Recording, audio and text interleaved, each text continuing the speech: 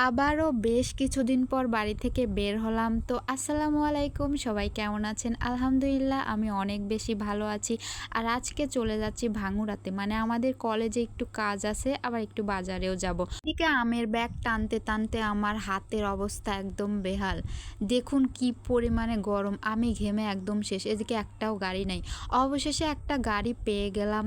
তো রাস্তা দিয়ে যেতে যেতে আমি একটু ভিডিও করতেছিলাম আর দেখতেছিলাম যে কিছুদিন আগেই এইখান দিয়ে পানি এসে একদম কৃষকের সব ধান ডুবে গিয়েছিল। আলহামদুলিল্লাহ এখন পানিটা অনেক বেশি কমে গেছে আর কৃষকও একটু স্বস্তি পেয়েছে।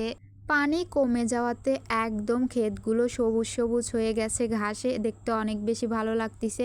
কথা বলতে বলতে চলে আসলাম কলেজের মধ্যে। একই কলেজের মধ্যে এসে দেখি বৃষ্টির পানিতে নদী নালা খাল বিল সব একদম পরিপূর্ণ।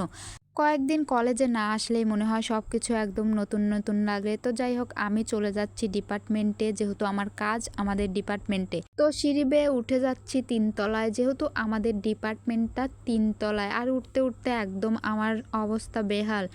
উঠেই দেখি একদম ফাঁকা, ডিপার্টমেন্টও তালা দেওয়া, আবার অফিস রুমটাও তালা দেওয়া। এদিকে দেখি যে দিনের বেলায় একদম চকচকানো বাল্ব জ্বলতিছে আমাদের ডিপার্টমেন্টে। কি একটা অবস্থা, যেটা রাতের বেলায় জ্বলার কথা সেটা দিনের বেলায় আলো দিচ্ছে, বাহ ভালোই। তো যাই হোক, আমি আবার নিচে নেমে স্যারকে কল দিলাম। তো স্যার বলল যে কম্পিউটারের দোকানে যে